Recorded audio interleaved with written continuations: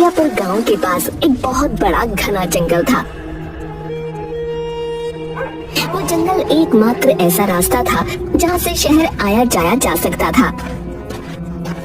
पर कुछ समय से वहाँ से आने जाने वाले लोग रहस्यमय तरीके से मरने लगे थे।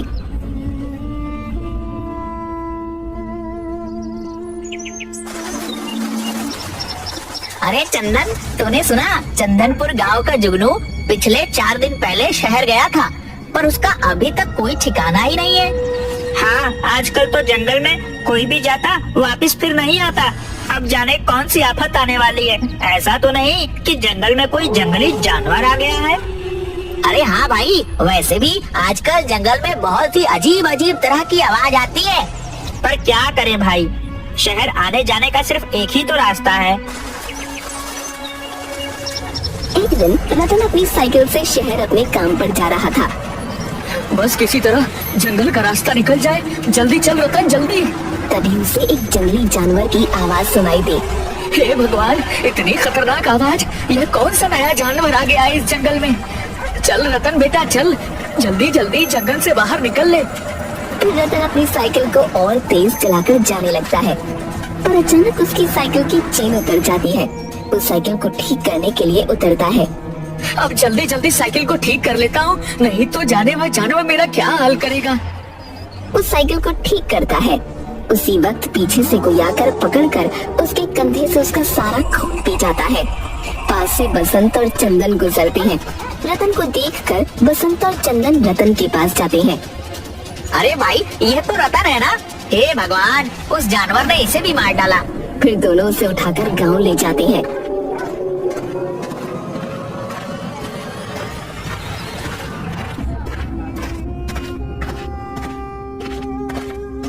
आसपास के गांव में मौत हो रही थी सो हो रही थी, पर अब हमारे गांव में भी उस जानवर का आतंक शुरू हो गया है। अब हम सभी को एक बार जंगल में चलकर देखना होगा और उस जानवर का कुछ न कुछ तो करना ही पड़ेगा। गांव में मातम का माहौल छा जाता है।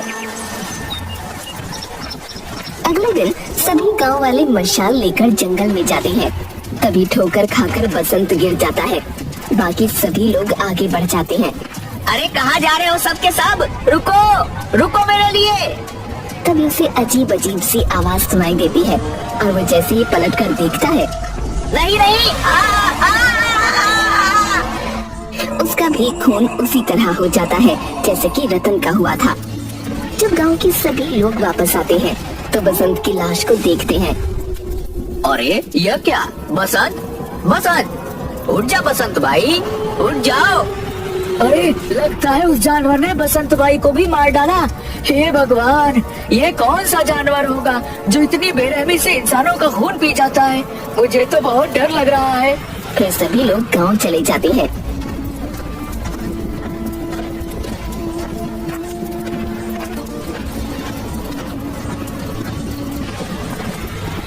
सब लोग गांव की चौपाल पर बैठकर बातें कर रहे होते हैं। मुखिया जी, अब तो हमारे गांव में भी मौतें होना शुरू हो गई हैं। हाँ भाई, अब तो कुछ करना ही पड़ेगा, पर जब तक कोई रास्ता ना निकले तब तक जितना हो सके उस जंगल के रास्ते में मत जाना। अरे पर मुखिया जी, गांव से बाहर जाने का सिर्फ एक ही तो रास्ता है। ये तो ऐसा हो गया है मानो आगे कुआं और पीछे खाई। अगर शहर नहीं गए तो भूखे मर जाएंगे, और अगर गए तो वो जानवर हमें खा जाएगा। अब तो बस एक ही रास्ता है, हम सबको मिलकर उस जानवर को मारना पड़ेगा। अरे पर हम सब गए थे उस जानवर को ढूंढने, वहाँ तो हमें मिला नहीं, और बसंत की जान गई वो अलग। तभी खून से लथपथ हालत में मंगलू वहाँ आता है। अरे मंगलू, ये तेरी हालत कैसे हुई? अरे नहीं नहीं भाई, वो कोई जानवर नहीं है। फिर कौन है? अगर कोई जानवर नहीं है तो बता मुझे, मैं अभी उसका छठी का दूध निकाल कर आता हूँ। अरे भाई, वो तेरा छठी साधु इस सभी का दूध निकाल देगा। क्या मतलब? अरे भाई, मैं शाम को शहर से गांव आ रहा था, तभी मेरे सामने एक विशाल काय दानव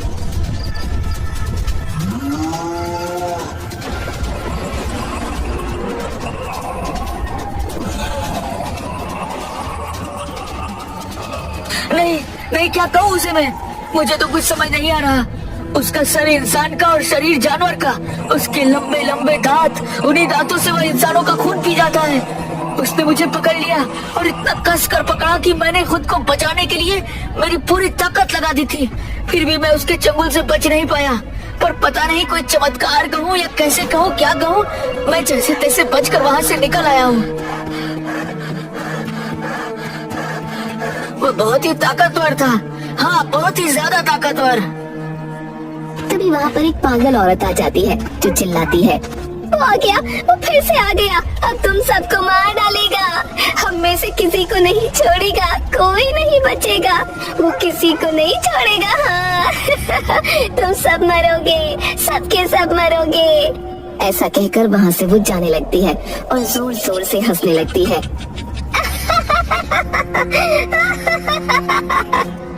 गांव में किसी को भी कुछ समझ नहीं आता। भाइयों, मेरा मत यह है कि गांव में से 4-5 लोग साथ में शहर जाकर जरूरत का सारा सामान ले आए और फिर उस रास्ते से कोई भी नहीं जाएगा। हाँ हाँ मुखिया जी, मुझे भी आपका सुझाव बहुत अच्छा लगा, बिल्कुल अच्छा। हाँ हाँ, हम लोग बिल्कुल ऐसा ही करेंगे। फिर गांव के कुछ लोग मिलकर जंगल पार करके शहर जाने लगते हैं। कोई भी अलग नहीं होगा और सभी लोग अपने हाथों में मसाले ले लो। सभी जंगल तक पहुंच जाते हैं। हमें आते हुए शाम हो जाएगी। जय हनुमान ज्ञान गुण सागर, जय कपीस तिहु लोक उजागर, रामदूत अतुलित बलधामा, अंजनी पुत्र पवन सुत नामा। शाम तक सभी लोग 1 महीने का जरूरी सामान लेकर गांव फिर आने लगते हैं।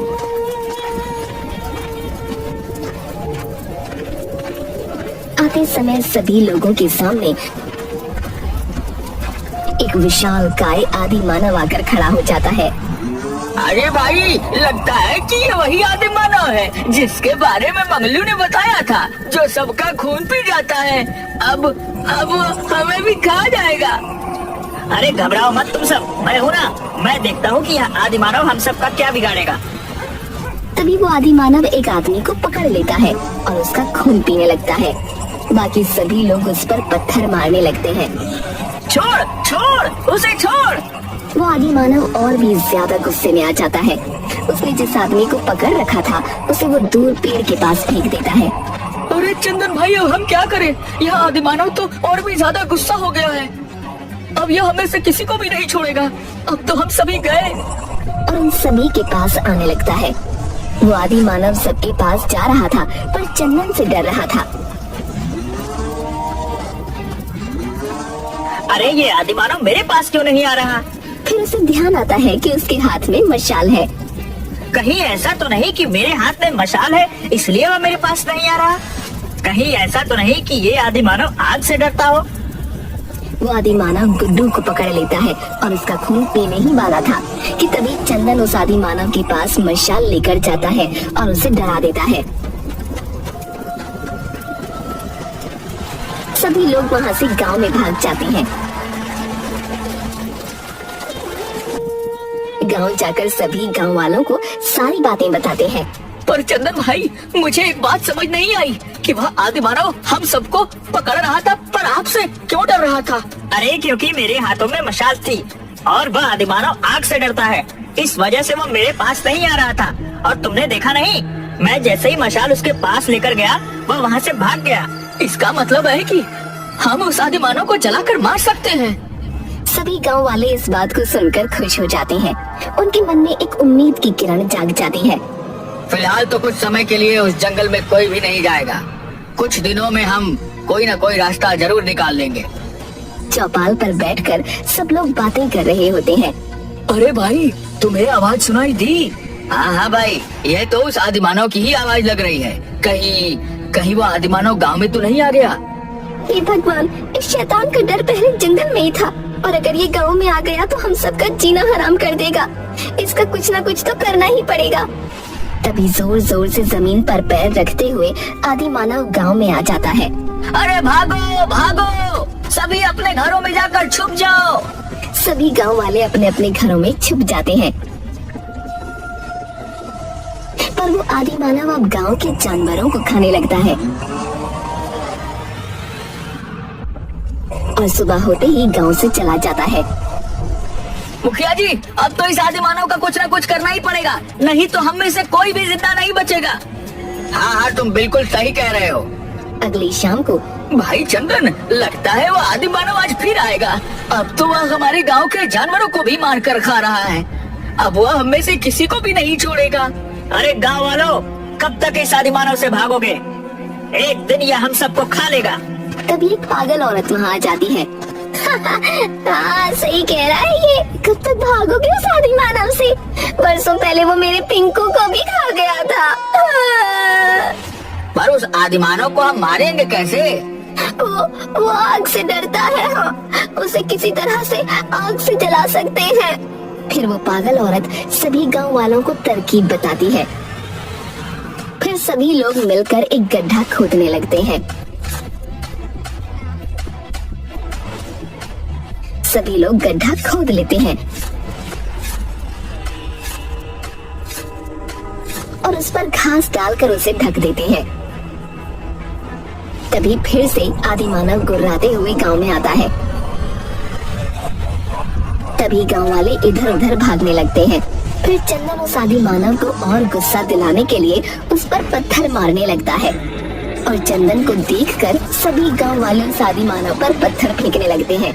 वो आदिमानव चंदन को पकड़ने के लिए आगे बढ़ता है। तभी वो आदिमानव उस बड़े से गड्ढे में गिर जाता है। उस गड्ढे में वो आदिमानव जोर जोर से गुर्राने लगता है। फिर चंदन उस गड्ढे में मिट्टी का तेल डालकर आग लगा देता है और वो आदिमानव तड़प तड़प कर उसी गड्ढे में जलकर राख हो जाता है।